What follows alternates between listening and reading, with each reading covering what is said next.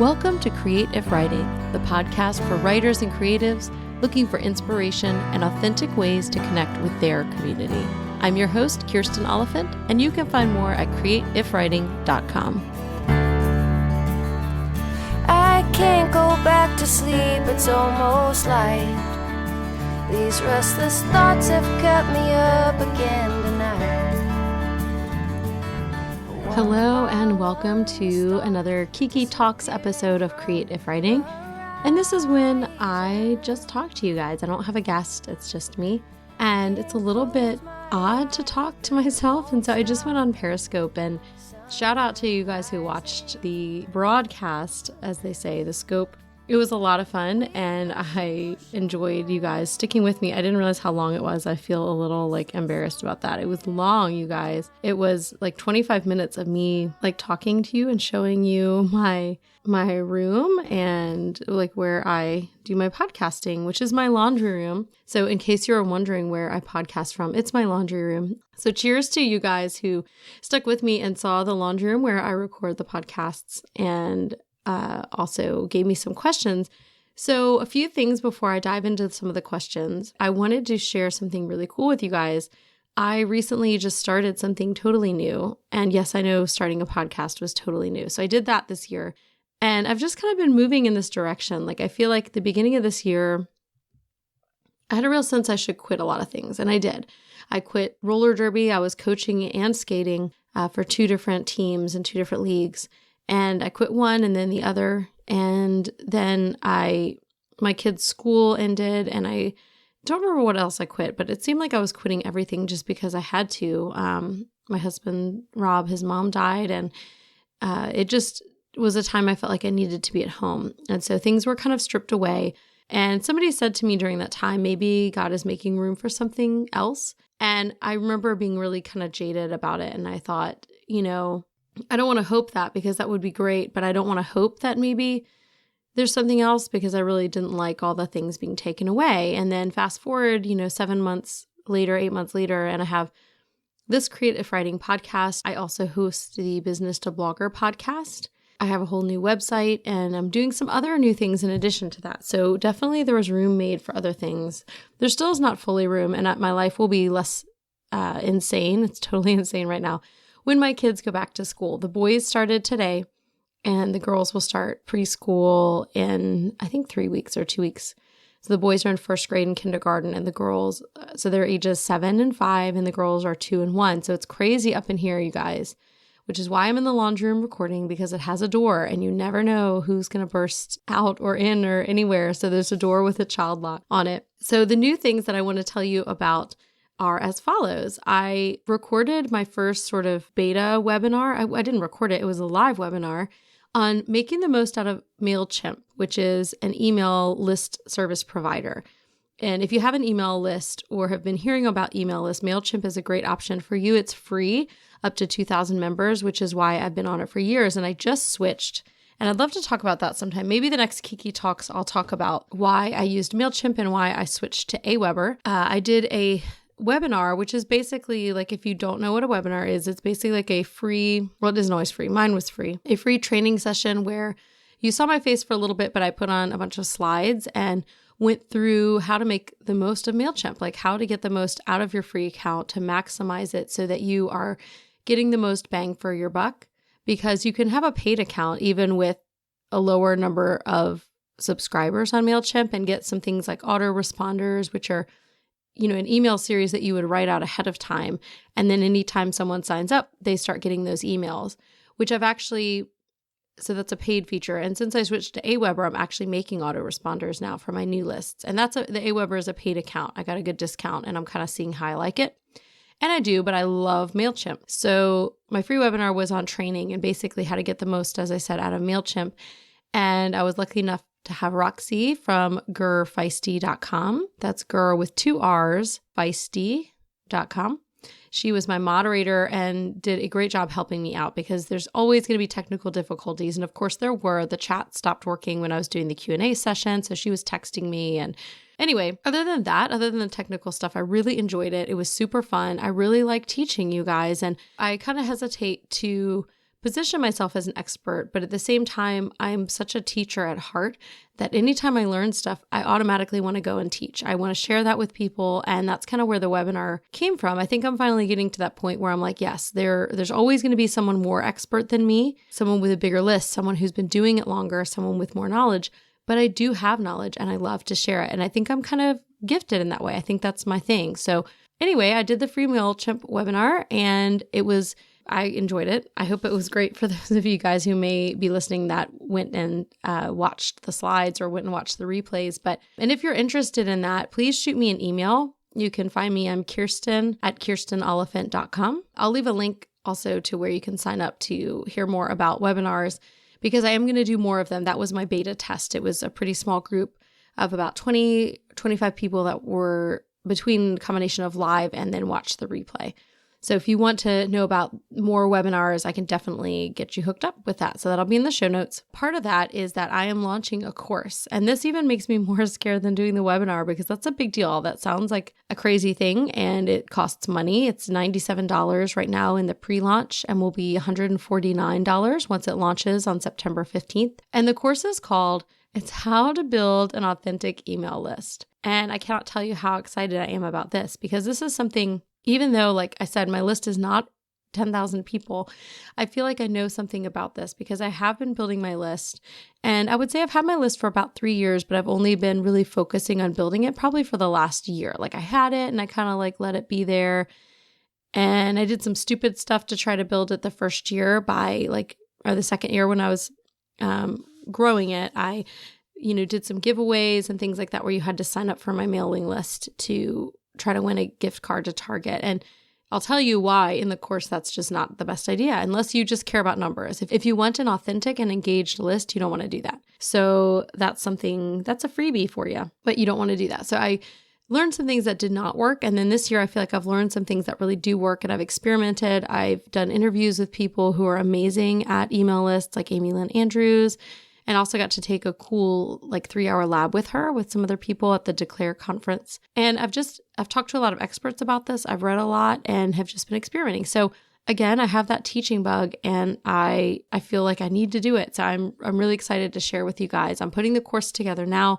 I'm going to offer also a 15-minute coaching session with me via Skype, whether you want video or just audio. I'm probably better just audio because 99% of the time I'm in pajamas, you guys. Keep it real. But that will be part of it because I think building an email list that's authentic really means building one that's tailored to your audience. And so it's not a one-size-fits-all thing. The course will really help you, but what's going to help you even more is to figure out what works for your list. So that call will help with that. I've also got a private Facebook group that I'm setting up for anyone who's doing the course so that we can all kind of talk together about growing our lists and you can kind of crowdsource like, hey, does somebody want to sign up for my email list? Are my forms working?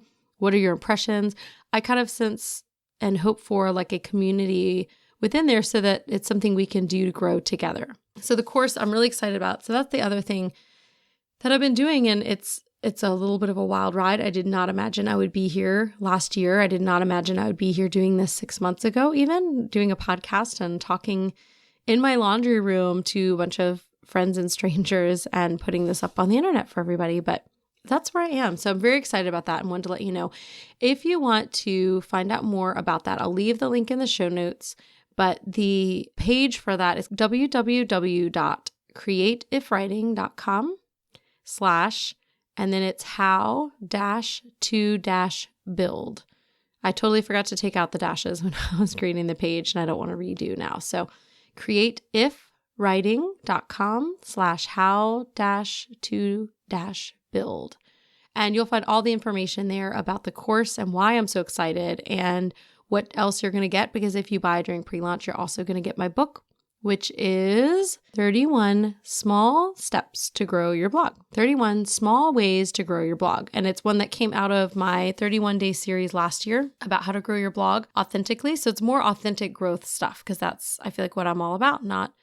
Not necessarily that large numbers are bad because I would love large numbers. I think most people would, but I also feel like having an engaged community is just really where it's at, whether it's your blog or your podcast or your email list. So now that we're done with that announcement, I want to get to some questions that a few of you guys asked during the Periscope broadcast. And I will put names in the show notes and links to the Twitter handles for the people that ask questions. Thank you guys for asking them. But one of the questions, and I think this was from Foster to Forever, and I think that's the Twitter handle at Foster, the number 2 and Forever, was about the writing process. And this is one of those things, like I said with email, there's no one size fits all. There's no one size fits all for writing process. And it's just really different depending on who you are and what it is you're trying to do. So I will tell you a little bit about my process, and then, maybe you guys can weigh in on the comments and the show notes on what works for you. So it depends on if I'm doing fiction or nonfiction. And for me, fiction, I have a really hard time with that right now with 4 little kids because, well, do I need to explain that? It's crazy. I really need to go live in my fictional world. I need the characters to breathe and be alive. And I need to not be interrupted, and I need to be able to go consecutive day after day after day and live with those people. I cannot do that with 4 kids. I know some fiction writers can. I can't. And so that's just my world. So that's my process there, is I really dive in. I write, whether for fiction or nonfiction, I almost always write what I call the vomit version first, because that's literally everything vomits out of my head onto paper. And even in places, I will write notes to myself like, write more here about this, or this is terrible, but I want to do this. Like I'll write notes to myself for later. It's basically just to take away the white space of the paper and to put words on there, because editing is where I go back and make everything polished and beautiful. But getting it out on the page gives me something to work with. And it also sometimes, especially with fiction, brings out some things that I may not have known were there that needed to come out. Because I think a lot of writing is, there's just something going on in your subconscious and you kind of tap into that. And so for fiction especially, people talk about the characters coming to life, and they do, but it's not weirdly magical. It's your subconscious, I think. So that's what I do first, is a vomit version. And I will sometimes outline, especially if it's nonfiction, and put things down. I want to use Scrivener, but sometimes the learning curve, I used it and then I kept screwing stuff up and I need to just go back in. So I have Scrivener. And I also use Pages for pretty things, like the 31 small ways to grow your blog. That is in Pages because I'm making it really pretty. And so that's a fun thing because you can do some design elements in there. And if you get the PDF, if you go do the MailChimp webinar, then, which actually you can find out about that at createifwriting.com/MailChimp. You can find out about the webinar there. But that is also, it's really beautiful. It's slick images and really pretty. That was done in Pages on Mac, iPages. So that's a little bit of what my writing process looks like. A lot of vomiting and then a lot of editing to make things more beautiful and more polished and get them kind of the way that I want them to be.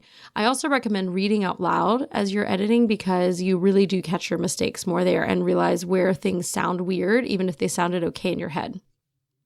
So that's one of the questions.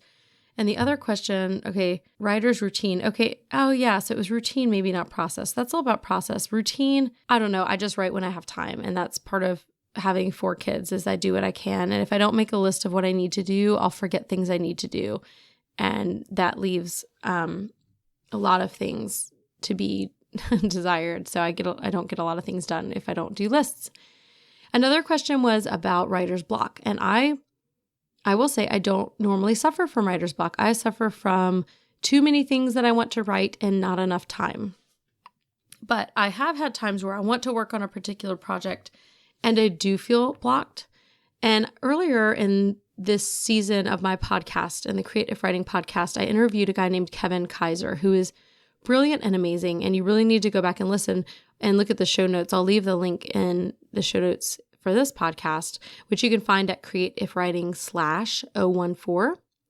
And Kevin talks about writer's block and how he doesn't think it exists. It's really just fear or excuses. And I can't remember exactly which one he said now, but whichever one he said, I'm adding the other, fear and excuses, because we block ourselves when we get afraid of putting words on the paper, and we come up with excuses for them. And you have to decide what's what, because as I said, I can't write with 4 kids, at least not fiction. Sometimes that's an excuse. And sometimes I keep having to ask myself, am I giving myself an excuse? Am I really afraid to write? Am I afraid to work on fiction because I'm afraid to fail? And sometimes the answer is yes. And then I try to write and then my kids interrupt me and then I get angry. And I don't want to be an angry mom, you guys. I don't. And so then I'm reminded that no, this is a season where I just am not going to do a lot of fiction. I'm going to do some other things. So that's a little bit about my writing process, my routine, and writer's block. Again, though, for the writer's block, I think vomit version, like I said in my process, that's a really good thing to help, because if you get stuck, I will write notes to myself. I just fill up a page, and then I have something to shape and work with versus a blank page, because that does make you more afraid. There's so much pressure to a blank page. There's also a lot of hope, and I get excited. I think I've talked about this before. A blank page can be fearful, and it also can be hopeful. So it just depends. But I think if you're suffering from writer's block, maybe go read something that inspires you. Maybe listen to a podcast like this one with some inspiring stories and other people talking about pursuing their passions. Maybe ask yourself if you're really being afraid or making excuses, and then get to work. Put something on the page. Just put it down. Even if it's crap, you can go back and edit it later. Nobody has to see your first drafts, you guys. So don't be afraid. Get in there. Okay, there's one more question I want to get to. And that question was from Anita at Blessed But Stressed. And that's blessedbutstressed.com, just like it sounds. And she asked, not podcast conferences, because podcast movement was amazing, you guys. But if we're talking blogging conferences or writing conferences, she says, which writing conference would you recommend the most highly? I have not been to a lot of writing conferences. I've been to more blogging conferences, but I'll give you a rundown of the conferences I've been to. So I've gone to the AWP conference, which is a huge writers conference. I did that in grad school, and I loved it, but I don't think I quite appreciated it enough, just because I didn't appreciate a lot. I went to a lot of sessions and took notes like a big nerd, and I wonder where those notes are today. I wish I'd put them in Evernote, because then I'd know where they are. But that's a huge, huge, huge writers conference. It's giant and amazing, and that was good.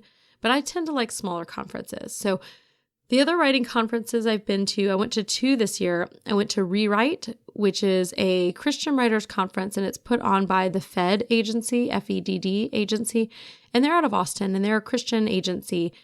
And it's funny because I really don't consider myself a Christian writer. I'm definitely a Christian, and I write stuff, so I am in that sense, but I don't really I write some devotional books that I've self-published, but my fiction is definitely not something that would work on the Christian market. It's just a little bit darker and grittier, and there's no, I don't want to say there's no hope or redeeming things, but I think the arc of the stories is not always necessarily what Christians would identify with. I always see some themes that are in there, and maybe other people would pick up on them, but in any case, it's not Christian fiction. But I went to that conference. I really did enjoy it. They had some great speakers. Actually, some of the guests on my podcast I met there. Kevin Kaiser was there. And if you do read Christian fiction, you'll know Ted Decker, and he was there. He was amazing and brilliant. And also I interviewed Chad R. Allen earlier in the podcast, and he, not in this episode, but another episode, we talked about publishing, and he works for Baker Books, which is a Christian publishing house. And he's just brilliant. His site is amazing. And it's, I think, just chadrallen.com. I'll leave a link to that in the show notes as well. So that was a really good little conference in Austin. And it was expensive. I will say it's probably, I'm trying to think if that one or podcast movement was more expensive, but they were both expensive. I will say it was more than I thought it should be, having been to conferences. And then the other writers conference that I went to, I don't even know if it had a name. It was tiny. And it was here in Houston at HBU, Houston Baptist University. So it was another Christian writers conference, or a writers conference with a Christian bent.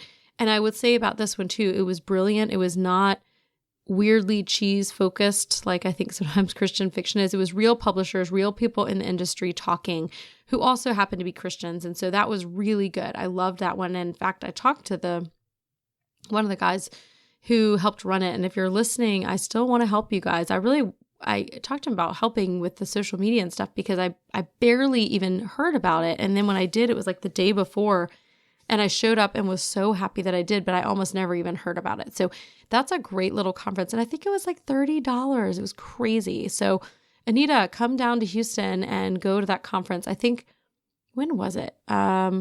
Early summer or late spring, sometime in there. This year has been such a blur. I don't even remember, but that was a really great little conference. And again, little, it was mostly students from HBU and then some weirdos like me who crashed into it and just came. So, and it was open to non-students. I'm just saying, like, most of the people were students in the writing department. So if you're a blogger and you want to know about blog conferences, here is kind of a rundown. I've been to Blog Elevated twice, and I plan to go again in September. And that's just blogelevated.com. And that's really, really good. They have some great speakers. I'm not sure all the lineup for this year, but I know Eric T. Tung, who has been a guest on the show, will be speaking. And what else did I go to? Podcast Movement, which is, I talked about that in an earlier episode. I think it was 012. And that was the best conference I probably have ever been to. I just loved it. I can't say enough about how good that was. And it wasn't just me that thought that. I listened to Cliff Ravenscraft, who's the podcast Answer Man, and he talked about how good of a conference it was as well. So it wasn't just that I was kind of like, I'm new to this, it looks cool. He said as well, it was like the greatest conference he may have been to. And what other conferences? I feel like I've been to more. Oh, I went to the Declare conference, which is a Christian bloggers conference. And I got a lot out of that. It was a little less organized than I wish it had been. Even though if you saw the Periscope and you saw the state of my laundry room where I'm recording this, you're like, you can't be organized, but I am, only in certain ways. Like if I were making a conference, my conference would be organized. If I'm going to a conference, I want my conference organized. I'm choosing to record this podcast instead of organizing my laundry room. So that's where my priorities are at, you guys. I don't like disorganization, but I will prioritize making my art over cleaning my laundry room every day of the week, which is clearly what I'm doing if you saw my laundry room. But it still was a good conference. It had a really good lineup of speakers, but some of the things were just not super organized. It was a very good deal for the price as well. And I feel like I've gone to another conference and I'm forgetting, and I'll feel bad if I am, but I am a big conference nerd. So that's kind of a rundown of some of the conferences that I've been to, but I do feel like I'm forgetting one. Oh, well. So I think that's going to be it for tonight. And I really have enjoyed this talk a little bit more since I did my Periscope and feel a little more energized because it's hard to talk alone. So thank you guys so much for listening. If you ever do have questions or comments, I have a phone number you can call and leave me a message and possibly be on the podcast. Tell me if you don't want to be on it. So I'll just listen and then won't put you on. I'm not promising to put everybody on, but I may put you on if you don't say anything. And that number is 929-31-IF-POD. 929-31-IF-POD. And you can just call and leave a message. And I love that. It's so fun to hear from my community. And if you want to be a part of the community, come join the Create If Writing community on Facebook. You can find it if you search Create If Writing, but I'll leave a link in the show notes, which you will find at createifwriting.com/014, because this episode is 14. And I'm just so thankful for you guys listening. If you have a moment and you haven't already left me a review on iTunes or a rating, please do. And if you're wanting to grow your email list and you use MailChimp, please check out these two links on my site, which is createifwriting.com/MailChimp, where you can sign up or get info on the MailChimp webinar when I'll have one next. And you can also find out about my email list course that I'm so excited about, which is createifwriting.com/how-to-build. So go check that out and see if this is right for you, because I would love to help you grow an authentic readership for your email and your blog. Thank you guys for listening to the Create If Writing podcast. I'm just glad you're here, and I'm glad I'm not alone in my laundry room talking to nobody. So thank you guys. I hope you have an inspired week.